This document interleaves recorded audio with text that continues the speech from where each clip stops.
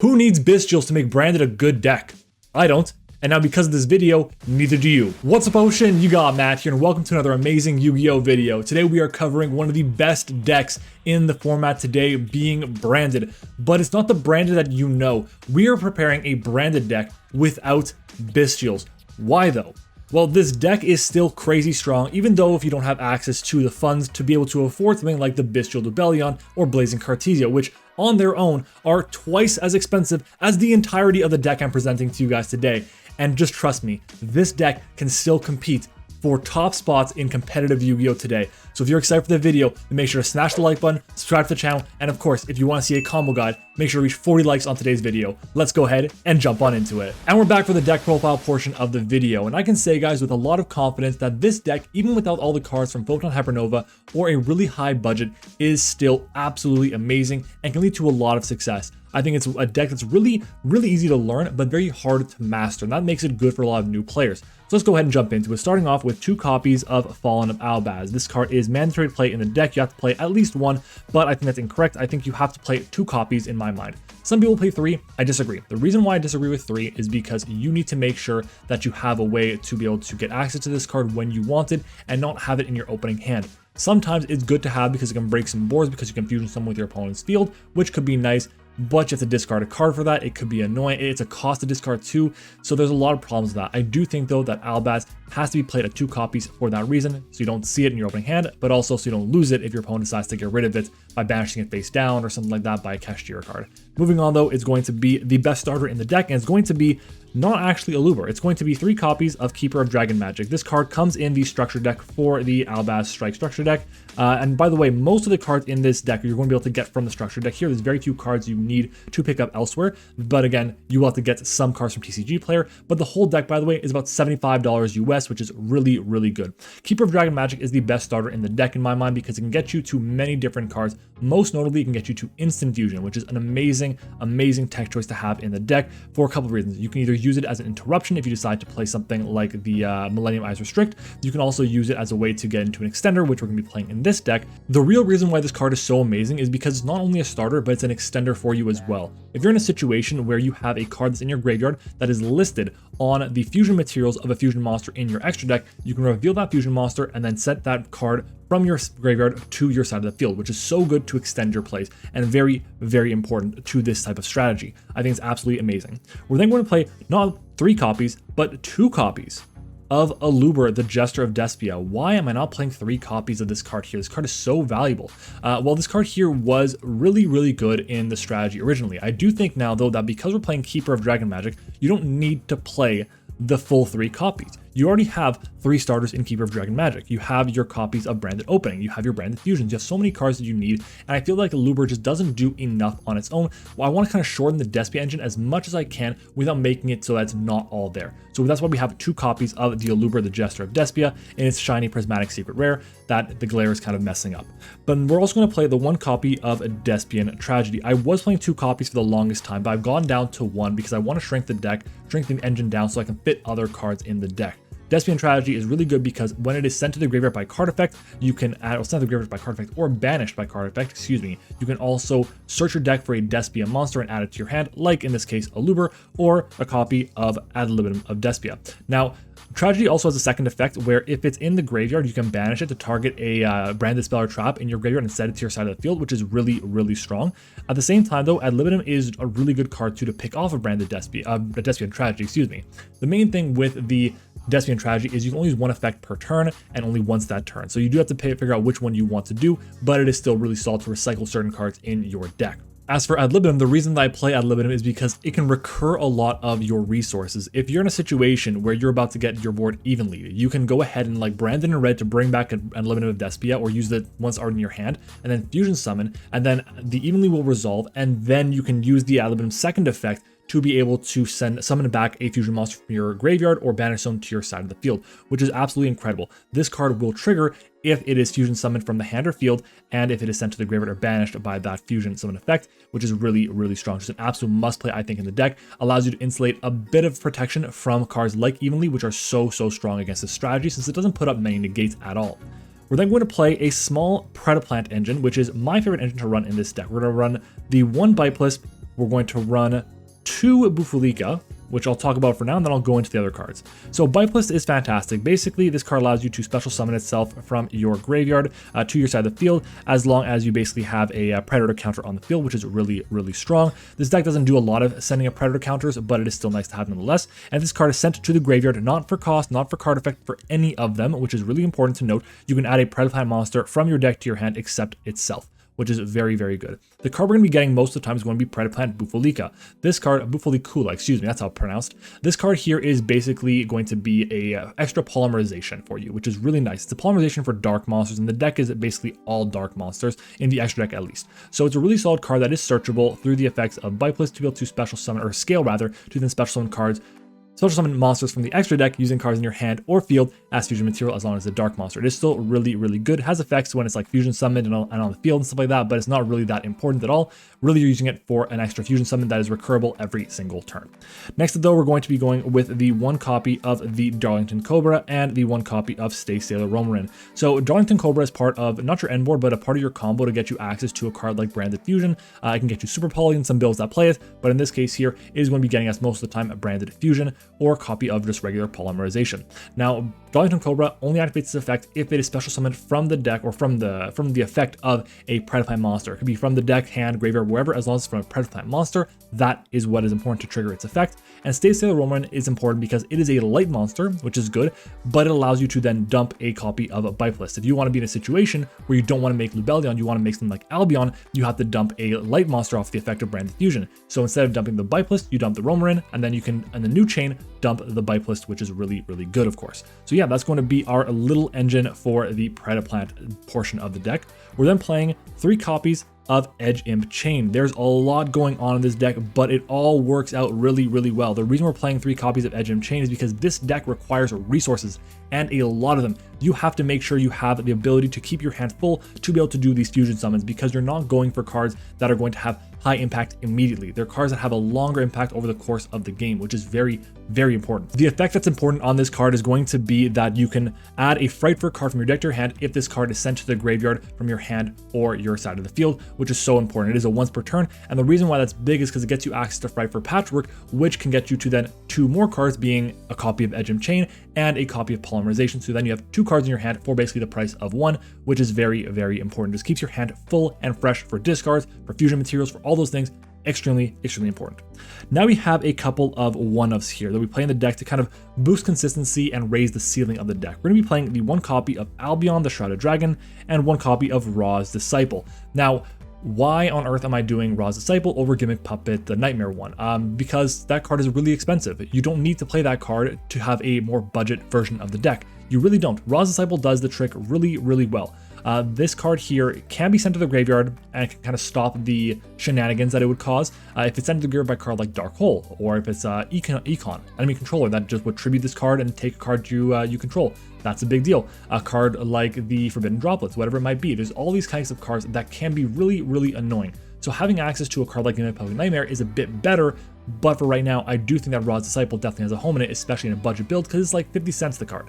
Albion the Shrouded Dragon is important, I find, because we are playing a Branded Lost. Having access to a way to get a recurable card to basically be like a mulligan for your strategy is really, really nice. I do find that having extra body is pretty good as well, so going with Albion the Shrouded Dragon makes a good amount of sense.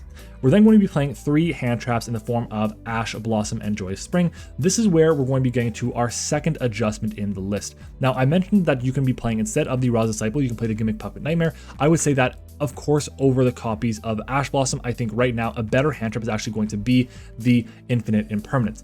However, Infinite Impermanence is like a $9 card, $10 card right now, and Ash Blossom is like a $3 card. So to keep the price of the deck under $100 and around 75 bucks, I decided to say, you know what, we'll play Ashes, but I definitely will play Imperms over that. That is my opinion.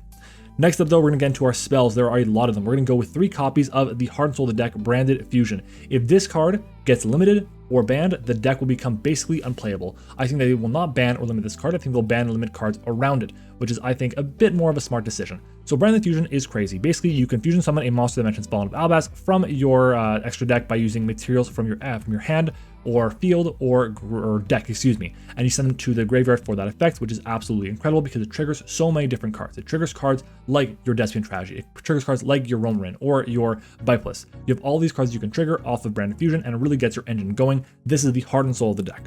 We then are going to be having 3 of the quick play Branded Opening. Branded Opening is one of the best spell cards in the deck because it gets you access to monsters that can get cards into your side of the field and monster effects that can activate during the standby phase.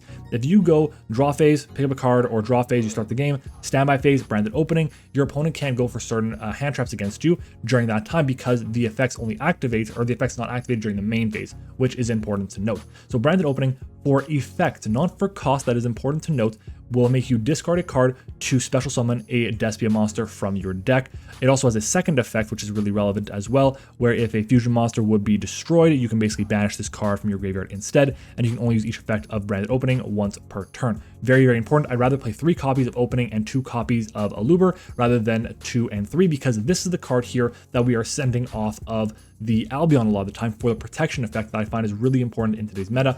Obviously, it's a little bit less important against Kashtira, excuse me, but against a lot of other decks, it is still really, really good.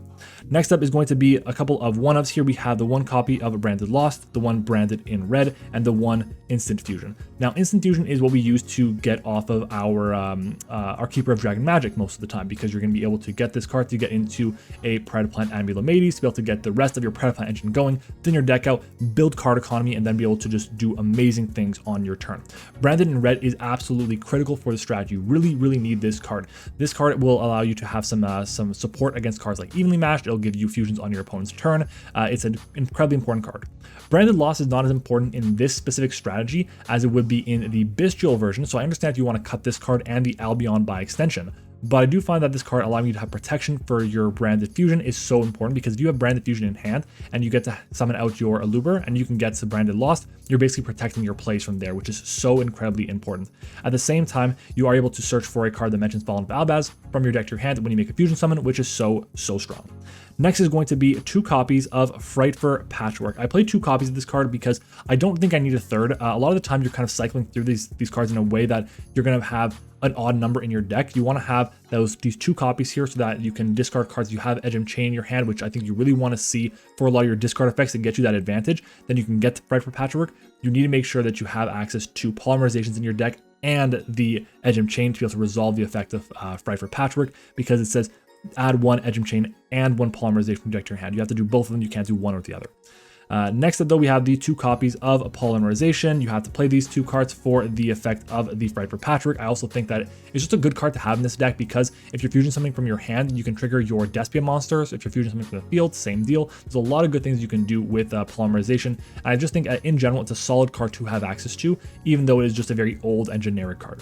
We then have a bunch more support cards here. I thought we have more one-ofs here, but I don't. I have the one-of Called by the Grave.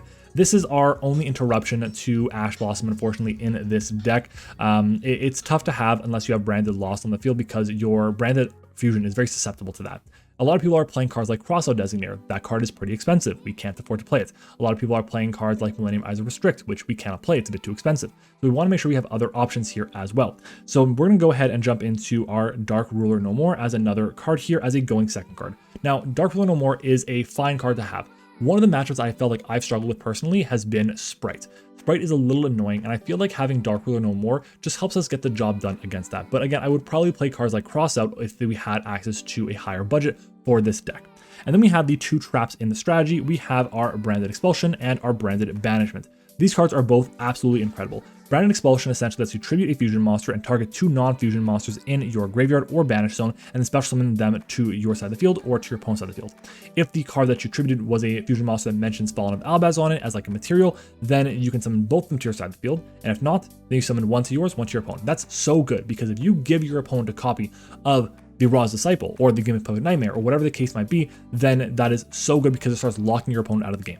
The problem is, this card here, I believe, is the biggest hit or biggest target for the ban list. Do I think it'll get banned? No, but it is still a possibility. Moving on to the extra deck, we're going to play the notable cards here, the big baddies. We have obviously 2 copies of Mirror Jade, the Iceblade Dragon. You have to play 2 copies of these because Kashtira can just rip it out of your deck, which is very, very problematic.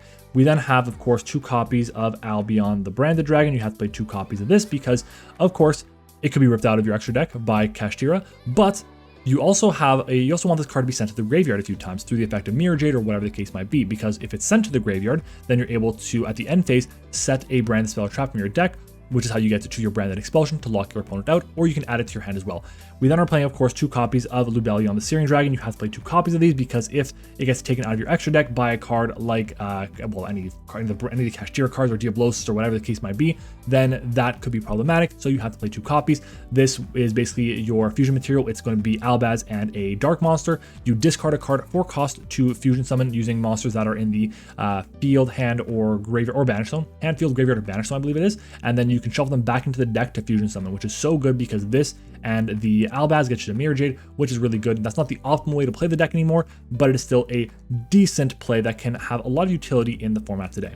We then are going to be playing 2 copies of Masquerade the Blazing Dragon. Now, I like Masquerade a lot. I think more than the average person. I like it at 2 copies because I want to be able to burn my opponent quite a bit. You can easily make double Masquerade. I also like a situation where doing Masquerade late in the game is nice, and you can make Masquerade early on in the game to be able to then tribute off for the branded expulsion, which is really solid because then it can come back using its own effect if your opponent controls a Link monster or a monster from the extra deck, basically. We then have 2 copies of Dragostapelia. I love Dragostapelia. I think it's such an amazing card, especially in any fusion deck right now, and especially in the Predaplant variant of this deck, because you're able to just get Predaplant tokens, or counters rather, basically all over the place, which is amazing. This card requires a fusion monster and any dark monster, which is great. Really good for cards like if you're playing in the mirror against an Albaz deck as well.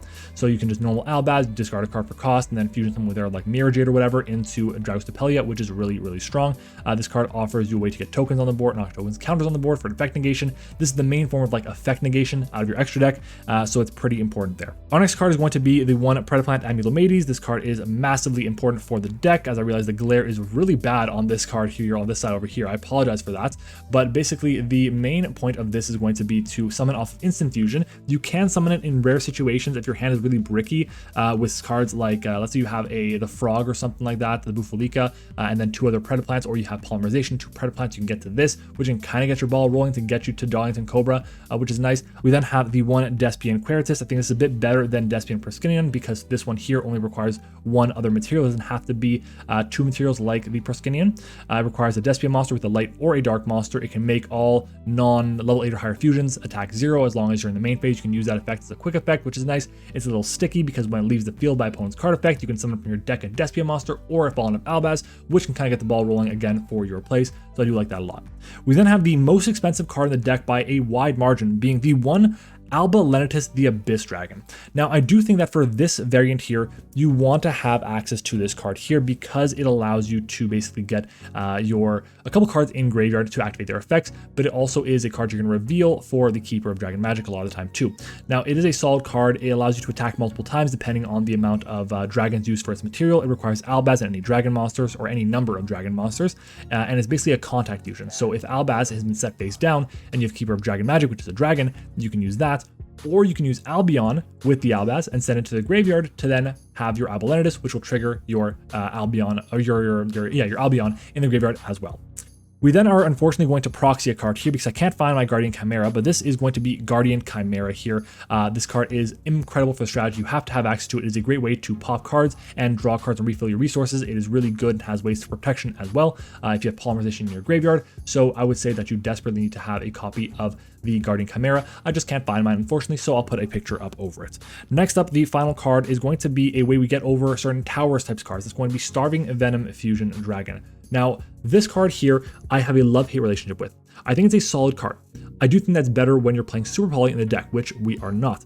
But it is still really good because it requires 2 dark monsters on the field, and you have basically easy ways to get to many, many dark monsters with multiple effects of your cards. And it's a really good way to beat over a lot of towers that are in the game right now. So having access to this could be very, very strong in a lot of situations. Gets over cards that just don't appreciate, that just really only have one out, which is going to be Kaijus or like Battle, and they're just huge. So this is what I wanted to play. And that's going to be our 15 card extra deck. Moving on to our side deck. Onto the side deck, we're going to cover cards that go first and cards that go second. Starting off with our going first cards being 3 copies of of Dimensional Barrier. This card is a must play in the deck. It is really good because if you're in a situation where you're in a mirror match and you can't get to your fusions, you have a way to call fusion to stop your opponent from getting to their fusions as well. If you're playing against a deck like Sword Soul, stopping them from going for synchros is big. If you're playing against Kashtira, Xyz, or even it's going to be Sprite Melfi, Xyz is also really good. So having this card is an absolute must. I also think that 3 copies of Droll and Lockbird is really good because this card is good going first or going second. If you have access to this card in your hand while you have a nice board set up and your opponent tries to go for like a full Kashtira combo because you don't have a lot of interruption, you have a lot of, not negations,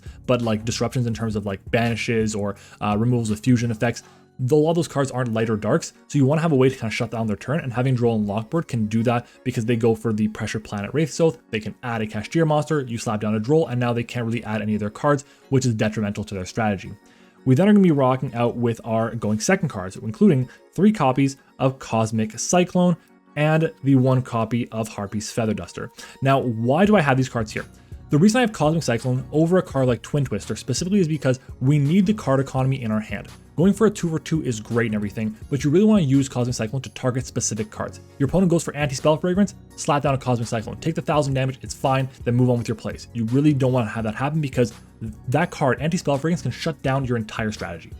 And then Harpy's Feather Duster, of course, is just Harpy's Feather Duster. It's dirt cheap now because of the Trap Trick Structure deck.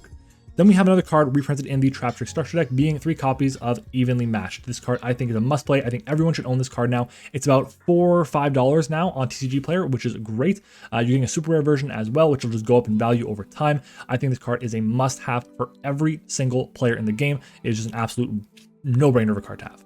We're then going to be playing 2 Kaijus. I personally prefer Godarla and Gameciel. Now, Gameciel itself is expensive. It's about $5. So just play another copy of Godarla. It's about 15 cents and you're good to go. Or if you really want to play a dark monster, you can play something like the Radiant. You want to play a light monster, you play the is the Thunder Strike one, whichever one that is, which is also a solid card. Just try not to play level 7s because you don't want to give your opponent level 7 when they have Kashtira and they can just go into their rank 7 plays. Obviously not that great, but Gameciel is the best one. I would say that if you want to reduce the cost of the deck, go with a Godarla. I prefer to play 2 different ones, and that's just my personal preference. But yeah, guys, that's going to be this deck. That's going to be this branded Despia deck with no Bystials. It is budget, like I said. The entire price of the deck, I made the calculations by going on TCG Player using real prices, and I found out that the deck, the cards I've shown you, including the Gameciel, which you can easily replace for a lower card, is going to be about $78, which is really good for this strategy. Obviously, it can be even less if you don't play cards like the Albalenitus, but I like this strategy so much. It's one of my absolute favorites of all time. And if you guys are excited for this video and the combo guide, then make sure to smash the like button. We need 40 likes to do that. And of course, guys, make sure to subscribe to the channel as well. We are closing in on 250 subscribers. Thank you guys so much for all the support lately. If you guys enjoyed the video, leave a like, comment, subscribe, all that good stuff, and I will see you guys all next time.